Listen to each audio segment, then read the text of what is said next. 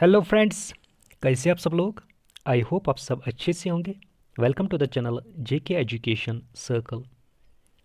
हम MCQ series statistics के related कर रहे हैं, जिसमें हमने 34 क्वेश्चंस डिस्कस किए हैं। आज हम 35 क्वेश्चन से आगे डिस्कस करेंगे। तो चलते हैं क्वेश्चन नंबर 35 पे। क्वेश्चन नंबर 35 क्या कहता है?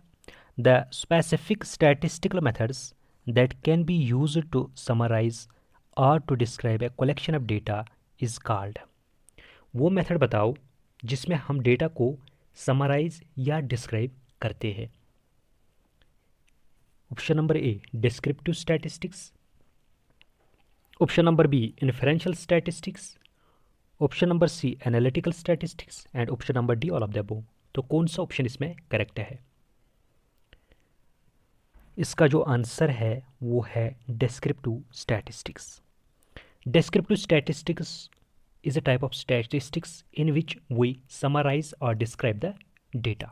इसमें क्या किया जाता है, जो भी कैरेक्टरिस्टिक्स सैंपल के होते हैं और द पॉपुलेशन अंडर स्टडी उसको डिस्क्राइब किया जाता है थ्रू चार्ट्स, ग्राफ्स और टेबल्स।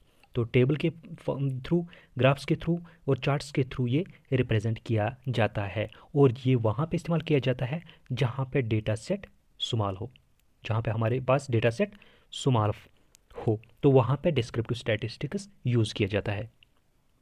अब इन्फरेंशियल स्टैटिस्टिक्स क्या होता है?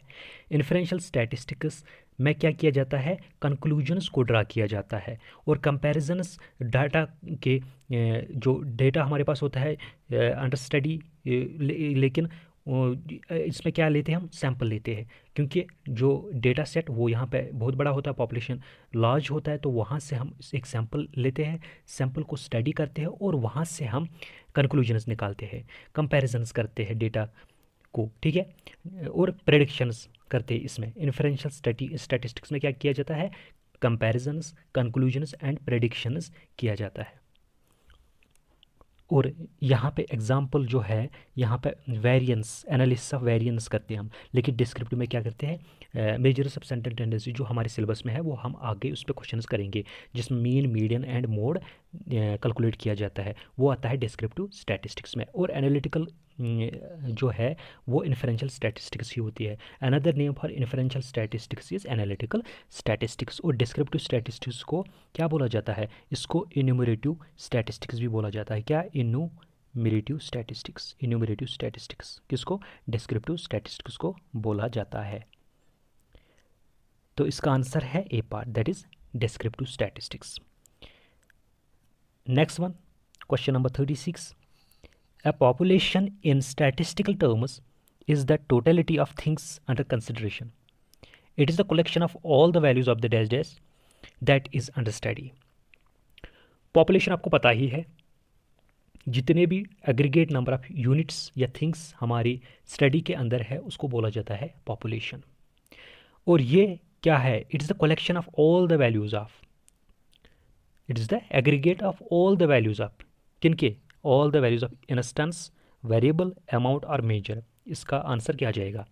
ये कलेक्शन किन का होता है? ये कलेक्शन होता है वेरिएबल्स का, ठीक है। वेरिएबल्स क्या होते हैं? डेटा होता है या कैरेक्टरिस्टिक्स होते हैं, उन्हीं का कलेक्शन होता है क्या? पॉपुलेशन, ठीक है। तो 36 क्वेश्चन का जो आंसर है वो क्या है? वो है B part, that is variable. Next 37, question number 37 क्या कहता है? Data is simply the numerical results of any scientific. क्या? Data is simply the numerical result. Data क्या होता है? न्यूमेरिकल रिजल्ट होता है ऑफ एनी साइंटिफिक क्या? एनालिसिस, रिसर्च, ऑब्जर्वेशन और मेजरमेंट। इसका आंसर क्या जाएगा? आसान क्वेश्चन है। डेटा जो है न्यूमेरिकल रिजल्ट है किसका? साइंटिफिक मेजरमेंट का। इसका आंसर जो है वो है डी पार्ट, साइंटिफिक मेजरमेंट का ये न्यूमेरिकल रिजल्ट होता है। क्या? डेटा होता है न्यूमेरिकल रिजल्ट किसका? साइंटिफिक मेजरमेंट का। Next question, question number 38। The dash process would be required to ensure that the data is complete and as required. वो कौन सी प्रोसेस है जो हमें चाहिए होती है कि ताकि हम डेटा को कैसे इंश्योर कर सकते हैं कि वो कंप्लीट है और वही डेटा है जो हमें ज़रूरत है स्टडी के लिए, ठीक है। तो वो कौन सी प्रोसेस हमें बताती है? टेबुलेशन, टेबल्स बनाना, एनालिसिस, एनालिसिस करना, एडिटिंग, एडिट करना, ऑर्डरिंग या डेटा को ऑर्डर में करना। तो वो कौन सी प्रोसेस है? वो जो है वो है एडिटिंग प्रोसेस। तो इसका आंसर जो है C part, that is editing. The editing process would be required to ensure that the data is complete and as required. Next one, question number 39, a variable is any characteristic which can assume, a variable is any characteristics which can assume dash, क्या different, similar, fixed, assumed values। Variable वो characteristic होता है जो क्या लेता है, जिसके पास क्या होते हैं डिफरेंट। वेरिएबल क्या होता है? वेरिएबल किसको हम कहते हैं? वेरिएबल होता है कैरेक्टरिस्टिक या डेटा होता है जिसके क्या होते हैं सिमिलर वैल्यूज, फिक्सड, एज्यूम्ड और डिफरेंट, जिसके होते हैं डिफरेंट वैल्यूज। इसका आंसर जो है ए पार्ट। वेरिएबल वो कैरेक्टरिस्टिक होता है जिसको डिफरेंट वैल्यूज होते हैं, ठीक है। जिसके पास डिफरेंट वैल्यूज होते हैं उसको बोला जाता है वेरिएबल, उस कैरेक्टरिस्टिक को बोला जाता है variable. The characteristic having the different values is known as variable.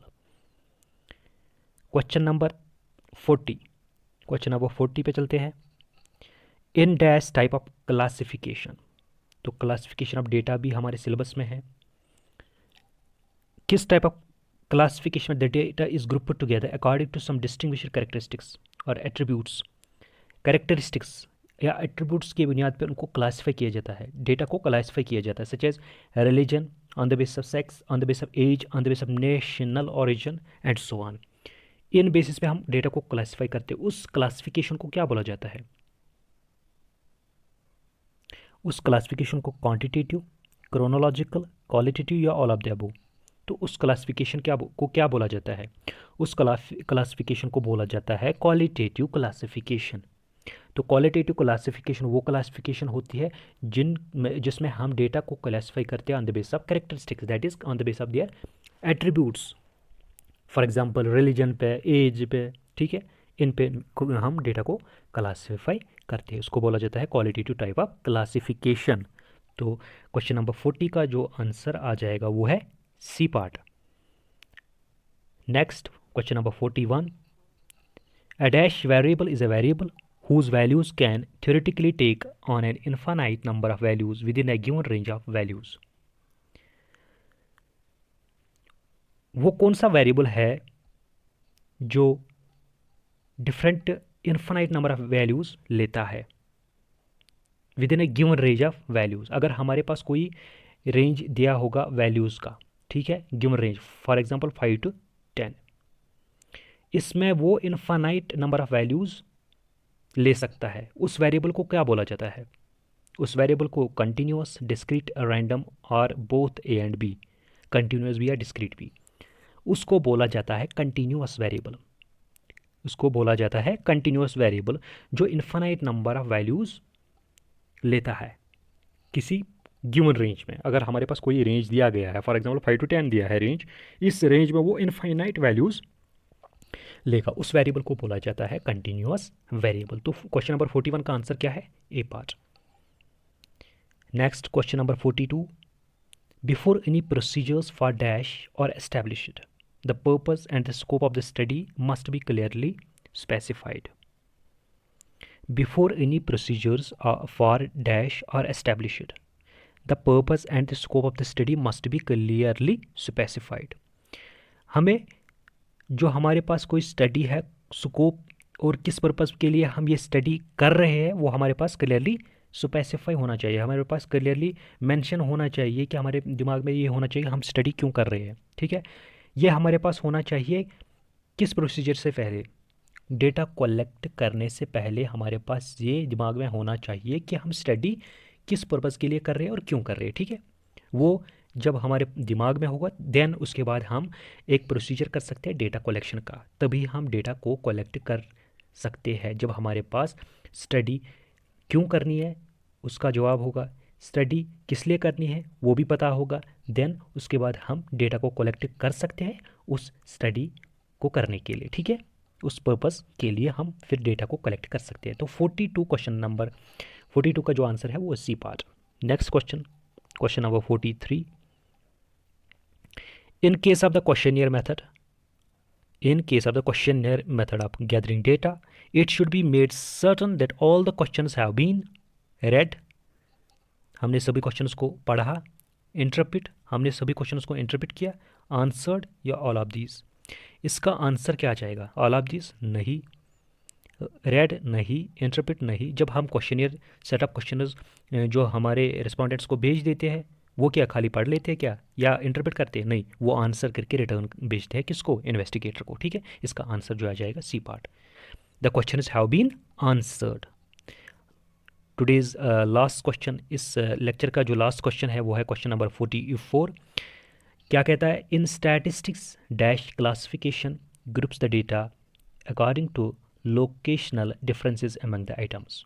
जब हम डेटा को क्लासीफाई करते हैं on the basis of locational, that is हम एरिया के बेसिस पे अगर हम डेटा को क्लासीफाई करेंगे, फॉर एग्जांपल हम डेटा लेंगे कि जम्मू एंड कश्मीर स्टेट में कितनी लिटरेसी रेट है, पंजाब में कितनी है, ठीक है, या जम्मू एंड कश्मीर में पॉपुलेशन क्या है, पंजाब में क्या है, और तो रीजनल वाइज हम लेते हैं तो उसको क्या बोला जाता है? उसको बोला जाता